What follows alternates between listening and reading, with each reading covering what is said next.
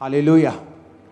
मरकुस 1 उसकी 1 आयत में लिखा है, परमेश्वर के पुत्र यीशु मसीह के सुसमाचार का आरंभ, जैसा यशाया भविष्यद्वक्ता की पुस्तक में लिखा है, देख मैं अपने दूत को तेरे आगे भेजता हूं जो तेरे लिए मार्ग सुधारेगा।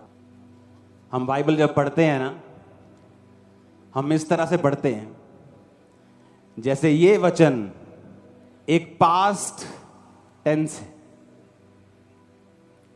कि ये वचन एक बीता हुआ समय है जिसे मैं पढ़ रही हूं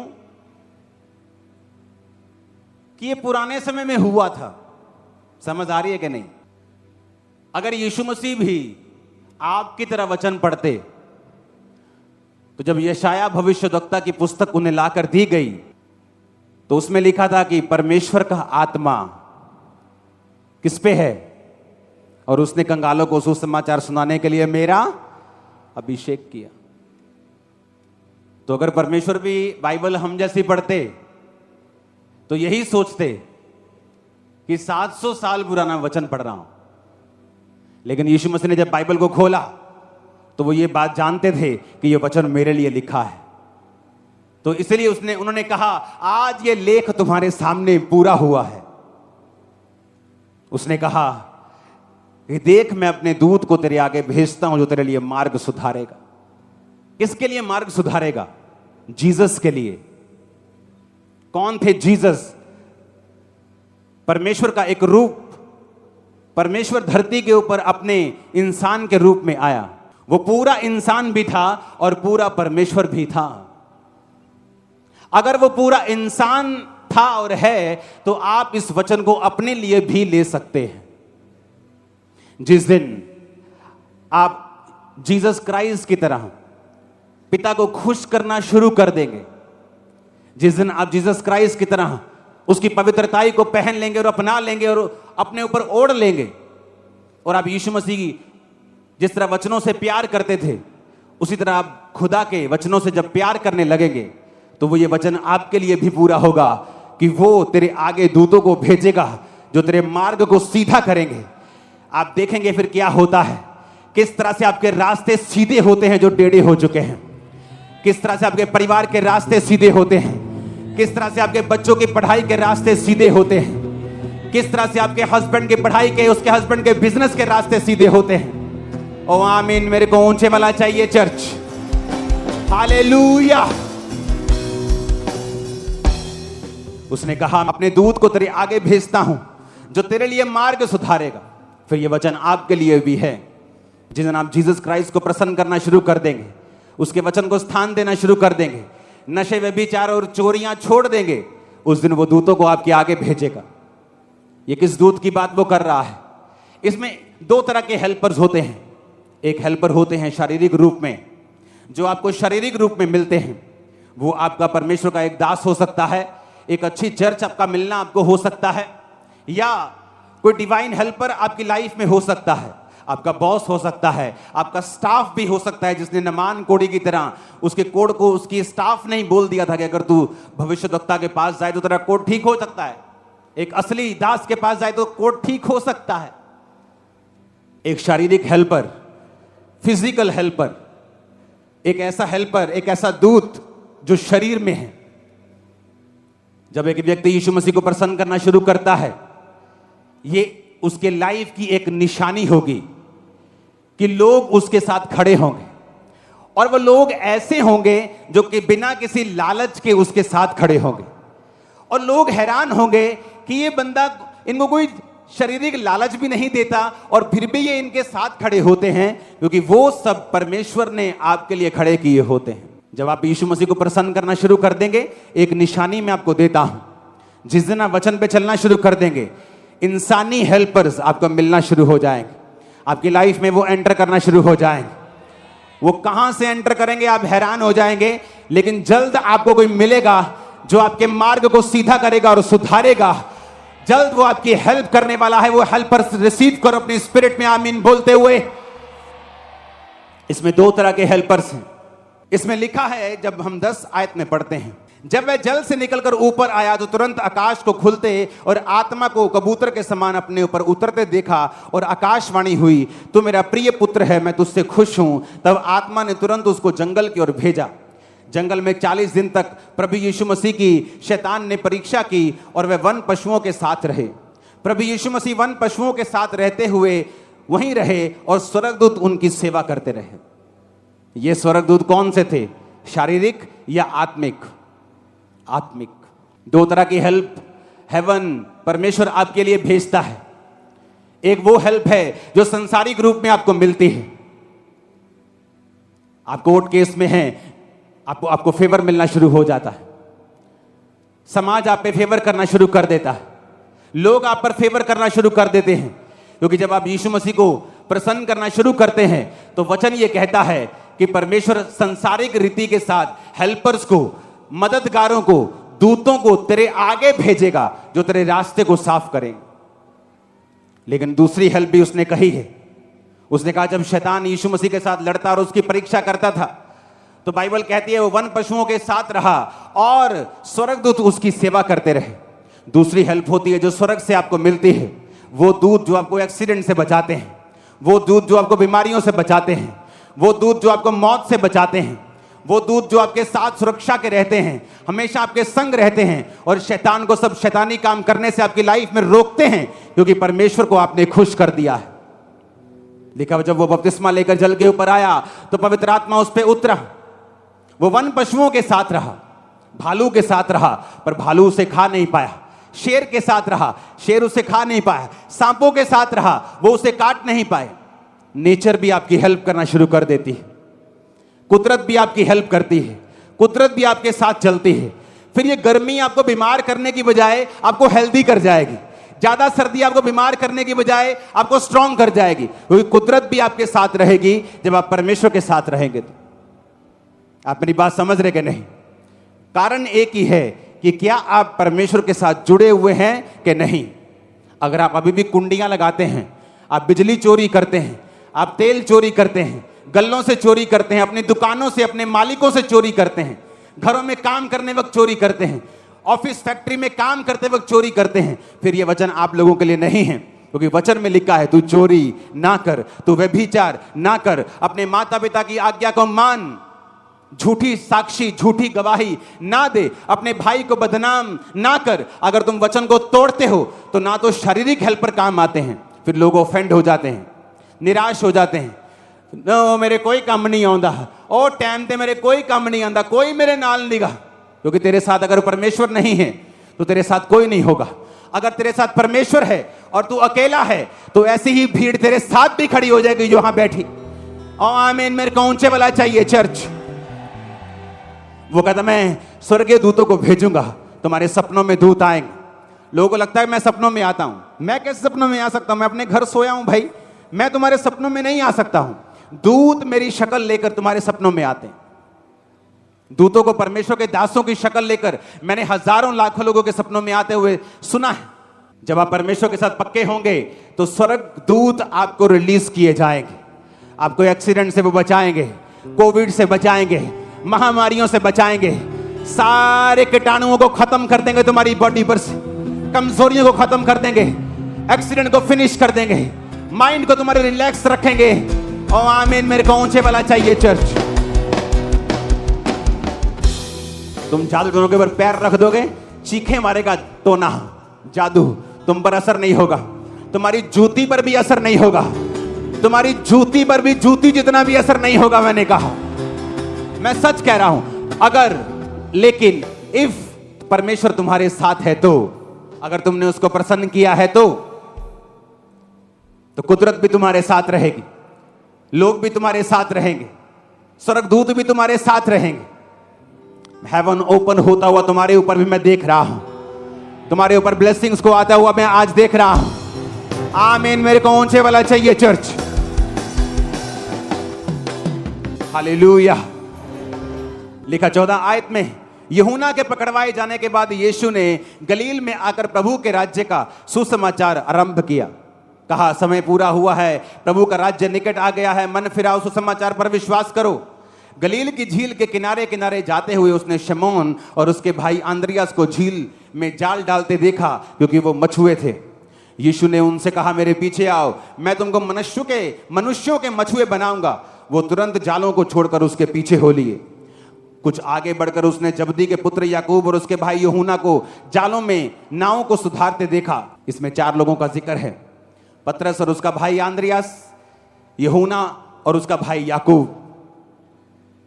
परमेश्वर ने कहा, जब पतरस और आंद्रियास को झील में देखा, कहा, मेरे पीछे आ जाओ। क्या हो गया भाई, कौन हो तुम लोग? तुम कौन हो, मैं तुम्हारे पीछे आ जाऊं? अपना बिजनेस छोड़ के, काम धंधा छड़ के तेरे पीछे लग जाइए भाई, की गल? कभी प्रैक्टिकल वचन को समझने की कोशिश की है? आप सोचो, आप अपनी दुकान पे खड़े हो, आपकी एक शॉप है, हाँ, तो थे NRI कस्टमर आया होया, तो 5-5 हज़ार के सूट सारे खोले हुए। अब तो भैन जी ने हुण 50,000 का बिल बनाना, तो 12 तुहानू पास सदे, आ जा यार मेरे वाना पास्टर जी, की करते तुम? पर बाइबल कहती है वो तुरंत 18 आयत में अपने जालों को छोड़कर परमेश्वर के, क्या हुआ ऐसा?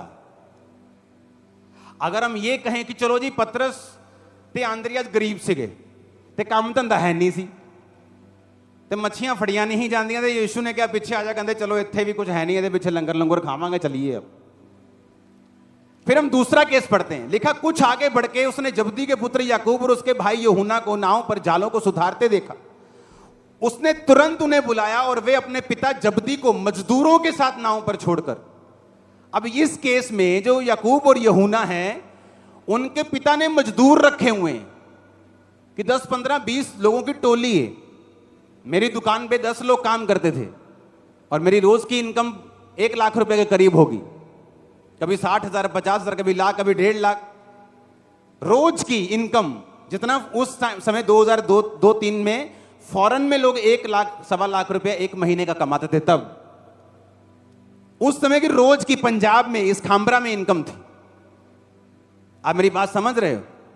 तो मेरे पास 10 लोग थे, तो इसके पास भी इतने लोग थे कि ये लाखों रुपए कमा रहे होंगे उस समय के। लेकिन यहां भी क्या लिखा कि वो अपने पिता जबदी को मजदूरों के साथ नाव पर छोड़कर यीशु मसीह के पीछे हो ली। ऐसा क्या हो गया? सोचो, ऐसा क्या हुआ कि वो यीशु मसीह के पीछे लग गए? वो जीसस खुदा के वचन को इतना मानते थे और इतना सीरियसली उस पर चलते थे बचपन से ही। 12 साल की उम्र में यीशु को मालूम था कि मैं पिता की संतान हूं। तो जब उसके माता पिता के साथ वो वापस नहीं गया अपने घर और पर्व में रह गया, तो माता पिता 3 दिन के बाद कुड़ते हुए यीशु से मिले और कहा, ओए तू घर वापस नहीं आया, हम तुझे कुड़ते हुए ढूंढते हैं। तो यीशु ने क्या कहा? यीशु ने कहा कि क्या तुमको नहीं पता मुझे अपने पिता के भवन में होना जरूरी है? तो यीशु को मालूम था वो पिता का क्या है, भवन है। तो यीशु ने फिर सेवकाई 12 साल की उम्र में शुरू नहीं की, क्योंकि बाइबल कहती है सारे सदूकी, फरीसी, शास्त्री, विद्वान जब 12 साल के प्रभु यीशु से वार्तालाप करते थे तो जवाब नहीं थे जो यीशु मसीह उनसे पूछते थे। यीशु मसीह की बुद्धि, यीशु मसीह के जवाब उनको मालूम था कि ये आम बालक नहीं है। तो फिर भी यीशु मसीह ने सेवकाई 30 साल में शुरू की, और वचन कहता है 12 साल से लेकर 30 साल तक फिर वो अपने माता पिता के वश में रहे, कारपेंटरी का काम करते रहे, अपनी मम्मी से ही खाना खाते रहे, बिना कोई असिस्टेंट रखे, बिना फूं फां किए अपने घर में रहे, अपने माता और पिता के वश में रहे, क्योंकि वचन कहता है अपने माता और पिता की आज्ञा को मान।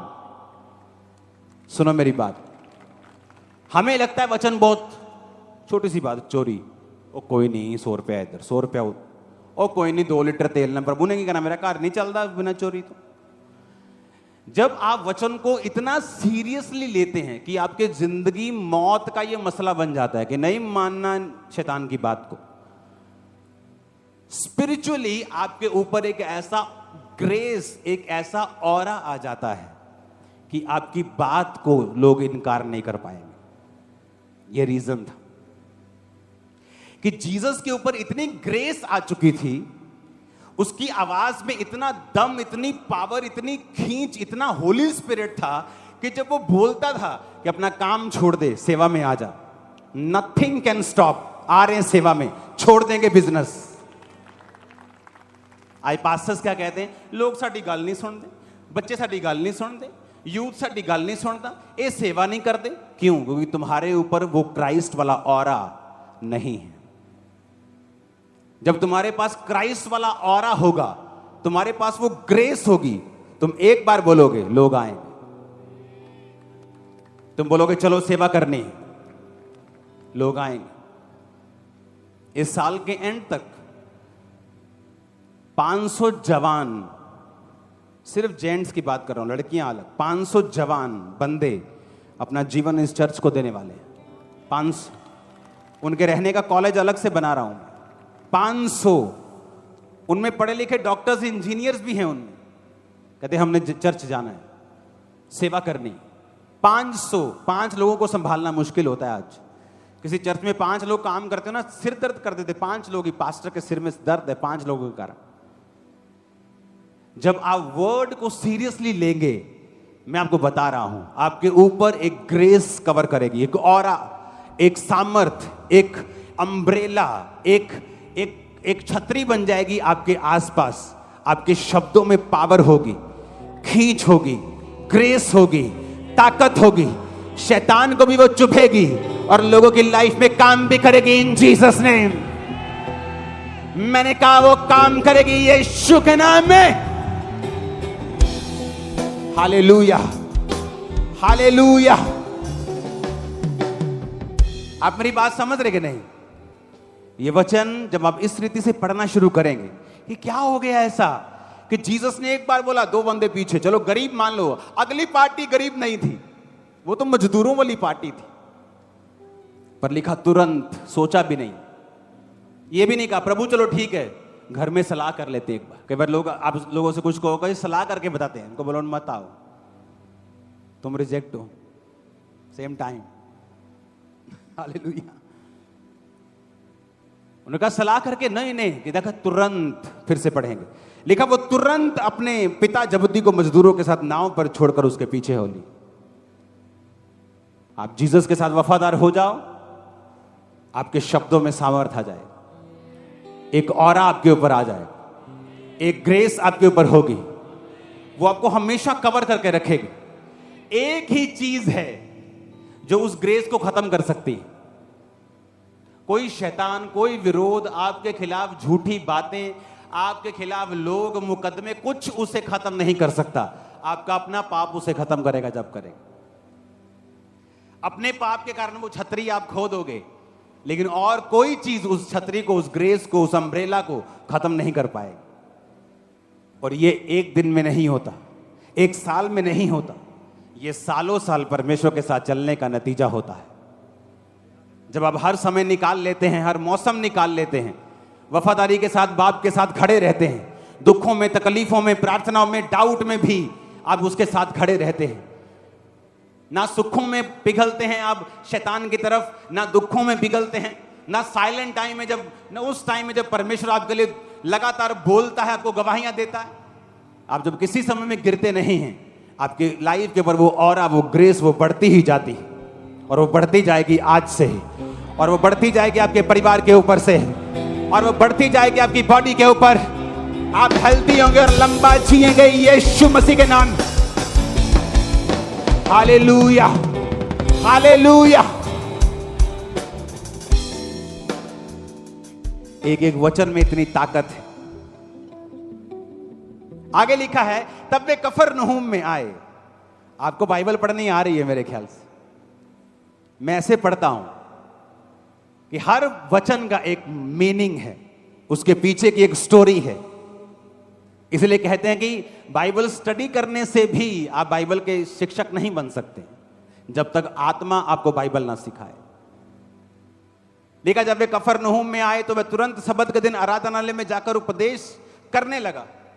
लोग उसके उपदेश से चकित हुए क्योंकि वो शास्त्रियों के समान नहीं, अधिकारी के समान उपदेश देता था। इसको इंग्लिश में पढ़ना बहुत जरूरी है।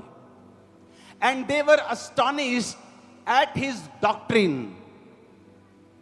For he taught them as one that had authority, and not as the scribes.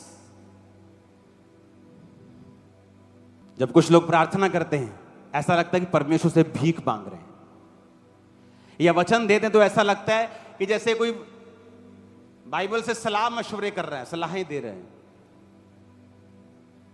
लेकिन देखा, जिसके ऊपर परमेश्वर का आत्मा होता है, जो वो वचन देता है या प्रार्थना करता है, वो अधिकार, ऐसा लगता है कि एज ही हैड अथॉरिटी, कि अथॉरिटी है इसको बीमारियों के ऊपर, शैतान के ऊपर, कि वो कमांड कर रहा है लोगों को कि तुम चोरी नहीं करोगे। यार चोरी ना करियो। कई लोग प्रीच करते हैं, उनके प्रीच में पावर फील नहीं होती, सामर्थ फील नहीं होती, आत्मा फील नहीं होता। ऐसे लगता है जैसे कोई स्क्राइब, जैसे कोई शास्त्री फरीसी प्रचार कर रहा है और यीशु मसीह के बारे में बता रहा है। लेकिन कई बार जब आप पवित्र आत्मा से भरे व्यक्ति को सुनते हैं, आपको मालूम होता है कि परमेश्वर इससे बात कर रहा है, अथॉरिटी बात कर रही है, अधिकार बात कर रहे हैं। आज हेवन ओपन हो, आपकी लाइफ के ऊपर की सारी शर्मिंदगियां नाश हो अभी यीशु के नाम में।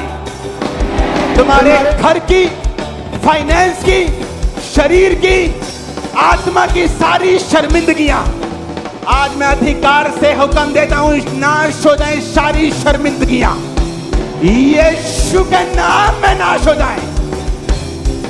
हालेलुया। कहता है उन्हें शास्त्रियों की तरह नहीं, वो उन्हें शास्त्रियों की तरह नहीं, अधिकारियों की तरह उपदेश देता था। अधिकारियों की तरह। तो अधिकारी मतलब, इसमें इतना अच्छा नहीं लिखा हिंदी में, लिखा for he taught them as one that had authority. Police के पास अथॉरिटी होती है ना, कि मैं इस इलाके का एसएसपी हूं, वो नजर आती है, वो खड़ा होता है तान के, स्टार स्टूर लगे, वर्दी पहनी।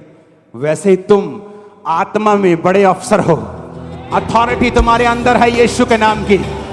तुम शैतान को डांटोगे, खब्बे खब्बे भागेगा, सज्जे सज्जे भागेगा। मैंने कहा you have authority right now in the name of Jesus. आमीन। खड़कने वाला चाहिए शैतान के कानों में। हालेलुया।